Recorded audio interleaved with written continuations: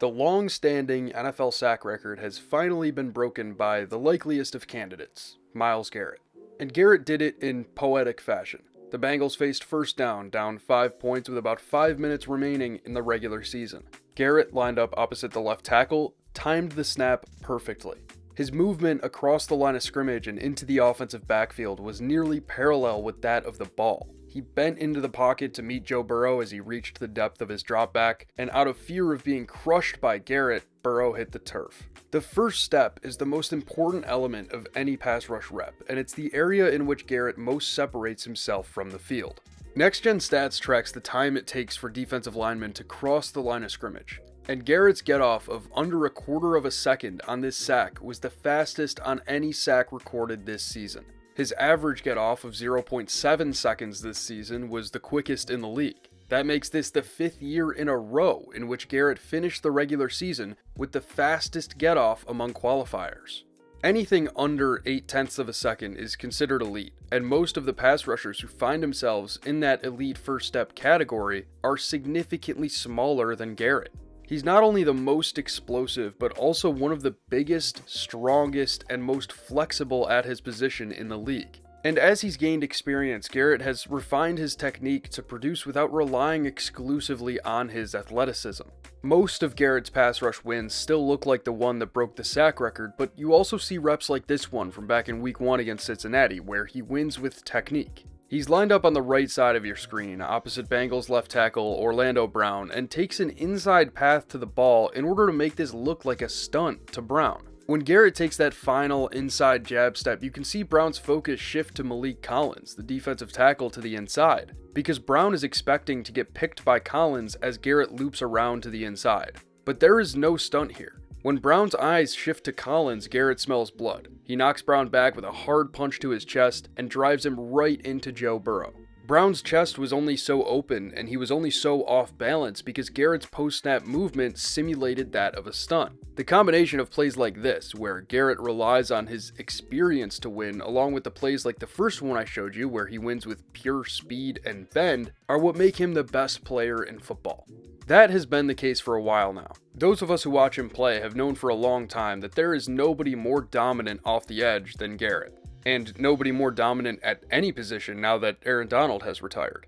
But it's always been tough to prove that Garrett is the best with surface level numbers. He historically hasn't racked up a lot of sacks or tackles because of elements of the game outside of his control, like a high frequency of double teams, and a low frequency of snaps in high leverage situations. When opposing offenses design their game plans around neutralizing one player, it's tough for that player to make impact plays.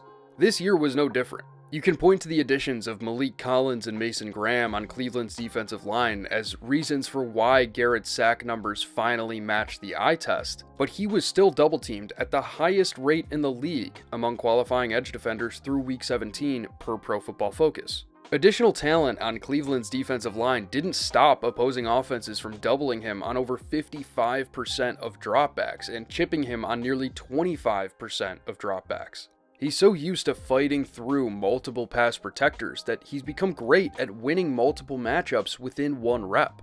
Here, for example, the Patriots face 3rd and goal from the Cleveland 8-yard line, and Garrett is lined up as a wide 9 technique outside of the tight end. In an effort to slow Garrett down off the line, New England chips him with Hunter Henry and slides the protection in his direction. So not only is Garrett doubled by the tight end and offensive tackle, the tackle has inside help from the guard if Garrett attempts a counter move to the inside. Post-snap, the chip is pretty much a non-factor. Garrett recognizes Hunter Henry as a protector, squares him up, and swims to beat him inside. At this point, Garrett has lost the advantage that comes with being free off the line. He can't win with pure speed because the tackle, Will Campbell, had time to reach the depth of his pass set while Garrett was being chipped. But he still wants to win around the edge because Campbell has no help to the outside. So in order to effectively reset the matchup, Garrett takes an inside jab step and flashes his chest to Campbell. That freezes Campbell. He can no longer extend the depth of his pass set because if he were to do so, Garrett could rush right through his chest. Campbell has no choice but to anchor down and shoot his hands. But by the time Campbell initiates contact, Garrett is chopping the punch down and bending into the pocket. Despite the chip and inside help, Garrett was still able to wreck this play. Hunter Henry got open over the middle after the chip. This is probably a touchdown if the ball is out on time, but it couldn't be, because Drake May had Myles Garrett on top of him by the time he could look Henry's way. That was Garrett's first of 5 sacks in an all-time great performance against the Patriots in Week 8. The main reason why Garrett was so productive in that game was because the game was close, at least in the first half. So Drake May had to drop back from the shotgun. Shotgun snaps are much more likely to result in a sack than under center snaps. According to Sumer Sports, about 5.5% of under center dropbacks result in a sack, whereas around 6.7% of shotgun dropbacks result in a sack. The difference becomes even bigger when you filter for only sacks by edge defenders. 2.9% of under center dropbacks result in a sack by an edge defender, whereas 3.9% of shotgun dropbacks result in a sack by an edge defender. This disparity can be attributed to a few different factors. For one, teams are much more likely to call play action from under center than from the gun. Play action concepts allow for offensive linemen to aggressively jump set to sell the run fake. They allow for more double teams, and the threat of the run disrupts a pass rusher's timing. Shotgun dropbacks also generally call for the quarterback to reach a greater depth in his dropback, which gives edge rushers a flatter angle to the quarterback than they would have on a shallow under center dropback. The takeaway here is that getting to the quarterback is easier for edge defenders when the offense is in shotgun than when the offense is under center. And Garrett didn't see as many shotgun snaps this season as most number 1 pass rushers typically see. I'm writing this on Sunday night, so note that these numbers only extend through week 17, but Garrett ranks 5th in pass rush reps against under center formations and 24th in pass rush reps against shotgun formations. To state the obvious, the Browns are not a very good football team, which means that they're not in many close games, and therefore, Garrett isn't put in many high-leverage situations. The Browns so rarely have the luxury of playing an offense that must pass the ball because they're so rarely leading. In weeks 14 through 17, as Garrett was closing in on the record, Cleveland's opponents were going all out to minimize his impact, which means running the ball a lot and staying away from the drop-back passing game.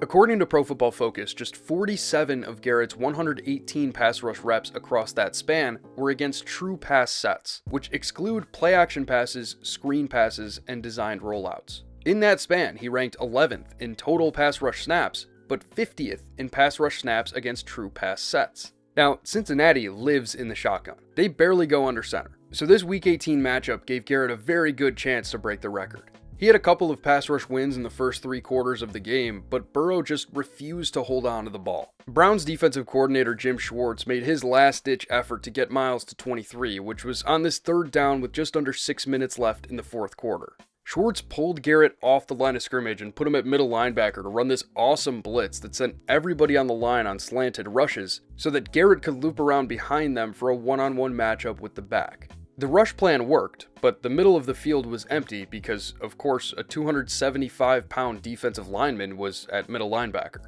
Schwartz had to just let him do it naturally, which he did on the very next play.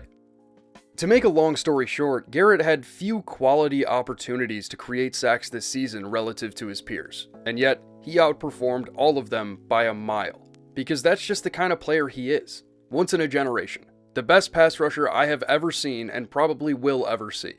The unfortunate reality is that Myles was doomed to irrelevance when he signed that contract extension. His public request to be traded to a contender proved insincere when the Browns upped their offer by a few million. It's a shame that a combination of greed and organizational malpractice will likely keep us from ever seeing an Aaron Donald-esque career-defining play on the biggest stage for the best football player of this decade.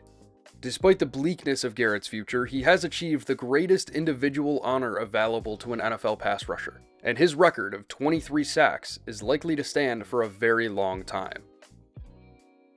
Thank you guys so much for watching this week's video. If you enjoyed, please subscribe to the channel. That way you won't miss weekly playoff coverage and much more in the upcoming offseason. But that's all I've got for today, so until next time, take care.